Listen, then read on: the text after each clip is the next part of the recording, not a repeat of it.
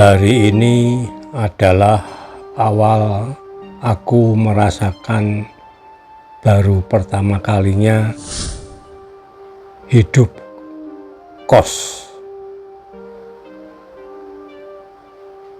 Aku oleh bapak dan emakku diminta untuk kos di kota kabupaten. Ketika itu aku masih di bangku selepas lulus SD, yaitu SMP baruku. Bapakku sama emakku melihat diriku mampu dibanding saudara-saudaraku yang lain untuk kemampuan dalam bersekolah dengan nilai yang cukup bagus, boleh dikatakan bagus. Sangat sayang bila meneruskan di desa tempatku tinggal. Maka oleh kedua orang tuaku, aku harus disekolahkan di kabupaten kota. Karena jaraknya jauh, tentunya aku harus kos. Dan inilah pengalaman pertamaku kos yang kualami mulai SMP.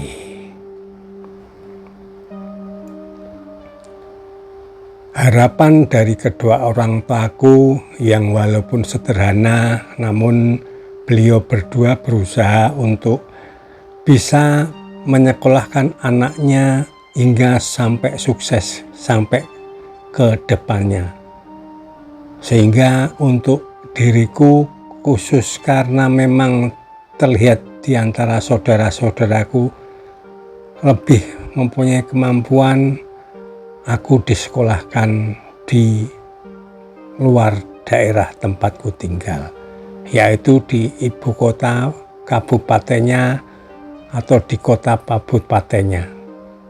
Dan inilah aku merasakan pengalamanku, karena aku pun juga merasa masih kecil, baru lulus SD dan baru menginjak SMP. Aku mendapatkan sekolah di satu SMP negeri, di mana SMP ini menjadi SMP favorit sekabupaten. Dan aku berhasil lolos tes dan aku berhasil masuk dengan nilai yang sangat bagus.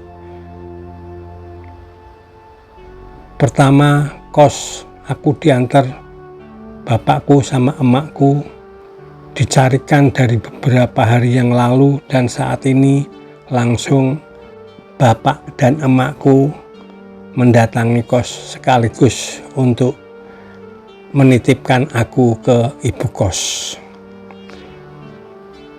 Tibalah malam pertama aku mulai merasakan tidur di kos. Hari ini adalah hari Minggu, besok sudah mulai aku harus berangkat di SMP ku yang baru. Karena terbiasa hidup di desa, terbiasa dengan kedua orang tua, hari pertama aku tidur di kos ini dari jam sore terus menjelang ke malam sampai ke tengah malam dan sampai ke pagi harinya aku tidak bisa tidur. Aku masih teringat dengan kedua orang tuaku tidur di rumah, dan mulai hari ini aku sendirian. Aku belum bisa beradaptasi. Pikirku ya mungkin kurang terbiasa. Malam kedua berlalu dengan keadaan yang sama. Keadaan di mana aku tidak bisa tidur. Aku bisa tidur setelah pulang dari sekolah seputar jam 1:30. Kala itu jam 1 adalah pulangnya sekolah. Sampai di kosku 1:30 sampai berapa saat tidak lama aku bisa tidur. Namun ketika malamnya seperti hari pertama, malam kedua ini kulalui juga dengan tidak tidur karena terus teringat dengan kedua orang tuaku dan juga saudara-saudaraku, di mana aku dengan saudara-saudaraku sering bercanda ria, makan bersama walaupun dengan sederhana, dan ini sekarang aku harus sendiri.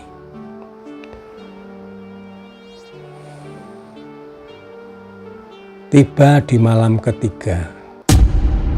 Di malam ketiga mungkin karena rasa ngantuk yang memang aku kekurangan tidur dari hari pertama mengikuti kos.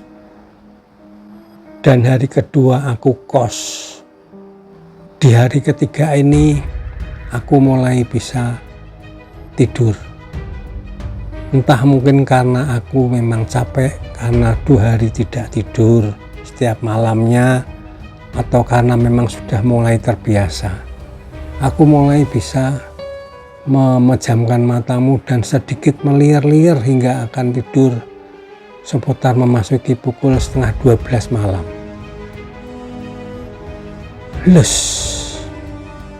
Aku bisa tertidur.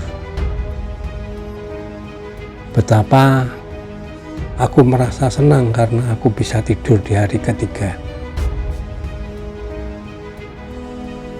Dan ketika aku tidur, mungkin belum ada 10 menit, sepertinya aku terjaga.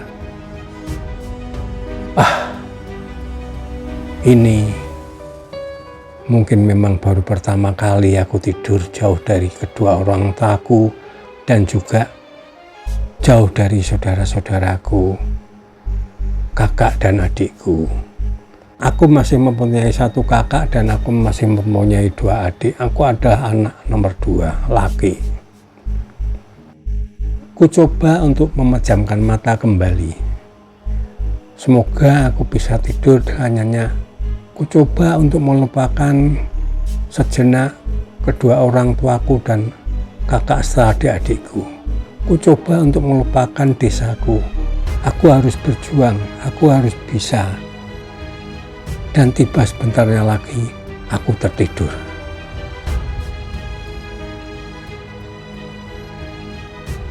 Seputar 1:30 malam, aku baru bisa tertidur. Ketika jam 12 kulewati masih belum bisa, 12:04 malah bisa, jadi aku perkirakan 1:30 aku mulai tertidur.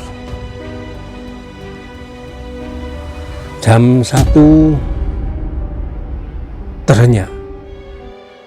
Sepertinya aku ada di kakiku, seperti ada yang membangunkanku.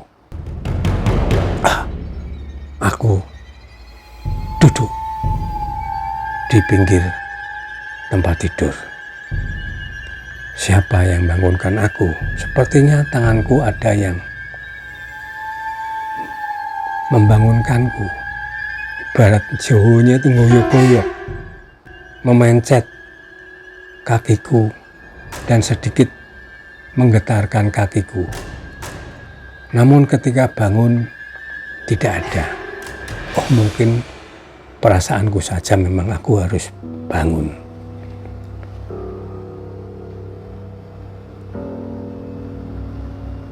Kulihat pukul 1 dan terasa sekeliling sudah tidak ada apa-apa lagi. Oke, nggak apa-apa. Memang aku menyadari bahwa ini barusan aku di hari ketiga ini bisa tidur dan tentunya tidak bisa nyenyak. Aku coba untuk tidur lagi.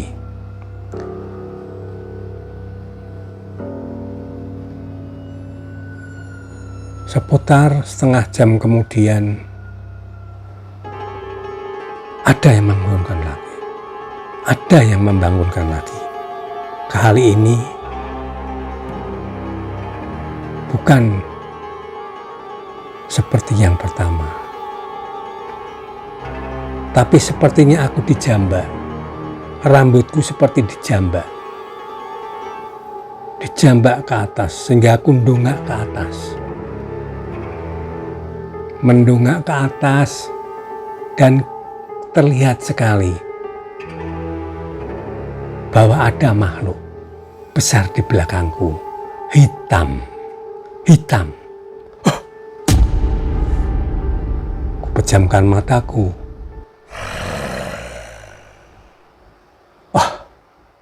Apa ya? Ku harap aku bermimpi. Namun ini tidak, aku tidak bermimpi. Ku beranikan diri untuk membuka mataku. Tidak ada apa-apa. Ku bangun, ku duduk di tempat tidur lagi. Ku beranikan tengok ke belakang tadi apa yang aku lihat. Kosong, tidak ada apa-apa. Oke lah, mungkin tadi aku bermimpi. Ku ambil seteguk air putih di mejaku dan aku minum. Setelah itu, karena masih terasa ngantuk, aku lanjut untuk tidur kembali. Ku tidur kembali. Beberapa saat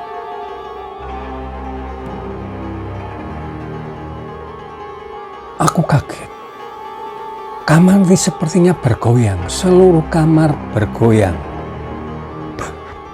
Bergoyang seperti gempa bumi yang aku rasakan, dan aku terbangun. Ku buka mataku dan aku posisi duduk di tempat tidur. Ku lihat di depanku persis makhluk besar yang tadi ku lihat. Dia memandangku dengan geram, seakan-akan tidak suka kalau aku ada di situ.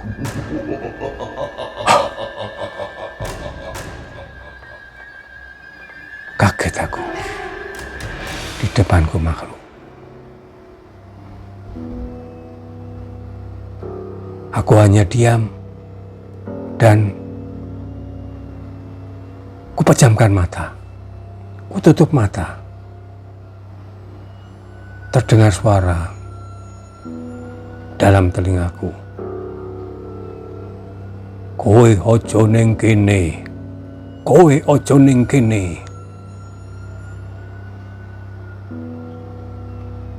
Tak eleke pisan meneh. Kowe ojo ning kene.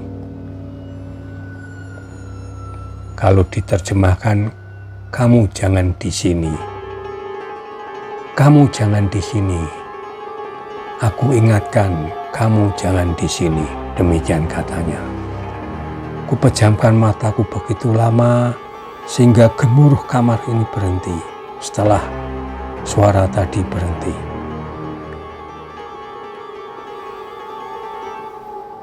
Ku buka mataku pelan-pelan.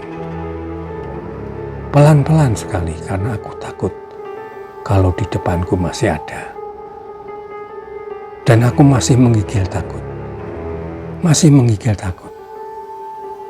Ku buka mataku semakin lebar. Suasana seperti biasa lagi. Namun aku begitu takut. Begitu takut. Besok paginya, karena ini pun juga mau menjelang pagi, besok paginya aku tidak kuat untuk berangkat ke sekolah di hari keempat. Badanku terasa panas dan aku hanya diam. Hanya diam. Sepertinya aku lemas. Sepertinya aku takut. Tapi aku tidak berani bercerita ke siapapun, bahkan ke ibu kos. Aku mengkhawatirkan dengan kejadian tadi yang aku alami. Sehingga aku merasa takut. Badanku juga merasa lemah, panas. Namun aku tidak berani cerita ke siapapun. Yang kutakutkan adalah hari keempat malam nanti bagaimana? Tiba-tiba sekitar pukul 12:30 siang, pintu diketok. Ya, pintu kosku diketok oleh ibu kosku.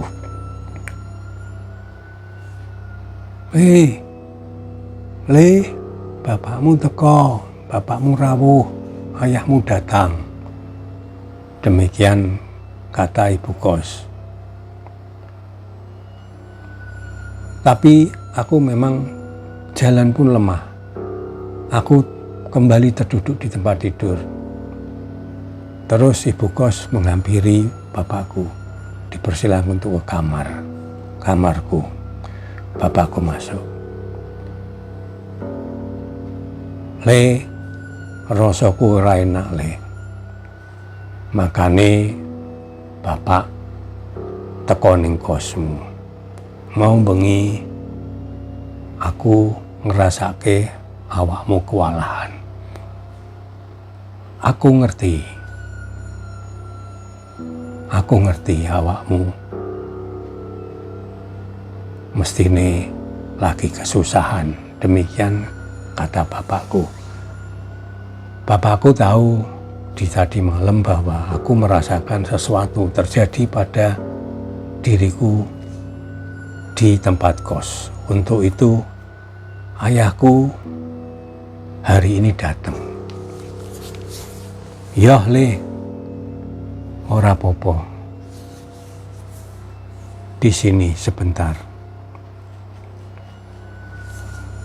Maka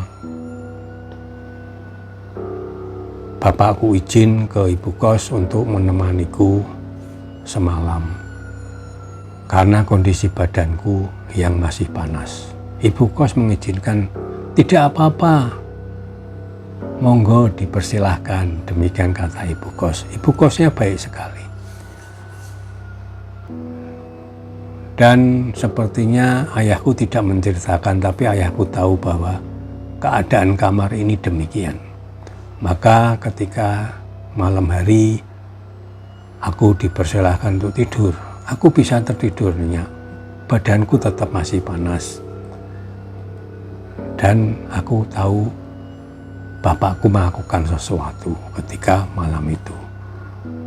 Di mana ketika pada malam hari setelah pukul 12 malam, aku mendengarkan, karena di antara tidur dan tidak, bapakku sepertinya berdialog dengan yang tadi malam aku ketemu. Aku nggak berani buka mata, hanya terdengar suaranya. Sepertinya ayahku mencoba untuk berdialog untuk tidak mengganggu anaknya ada di sini. Tapi sepertinya juga terjadi seperti gemuruh suara, di mana kalau aku terjemahkan sepertinya makhluk itu tidak mau. Ketika pagi harinya bapakku mohon izin ke ibu kosku dan menjelaskan segala sesuatunya untuk aku akan diajak pindah kos. Dan sepertinya ibu tersebut ya sudah memaklumkan, mungkin juga sudah mengetahui tentang keadaan kamar ini. Bukan berarti ibu kos itu jawone njlomprongke, tidak. Mungkin karena masing-masing orang itu beda-beda. Ada yang bisa kerasan di suatu kamar, demikian ada juga yang tidak. Tergantung dari masing-masing anaknya. Dan ibu menganggukkannya, untuk itu aku dicarikan kos yang baru. Terasa ketika mengingat aku berada di kamar ini, sepertinya aku enggan untuk kos lagi. Malam ketiga yang membuat aku merinding dan selalu terngiang-ngiang dan tidak akan melupakannya hingga saat ini. Bapakku berkata, "Ojo wedi, ora popo, aku tetep ngawasi kowe walaupun bapakmu nenggone desa. Enggak apa-apa, kamu tetep kos di sini. Bapak selalu mengawasimu walaupun dari jauh di desa." Dan akhirnya aku ditempatkan di satu kos baru lagi. Dan semoga kos yang kedua ini menjadikan aku betah.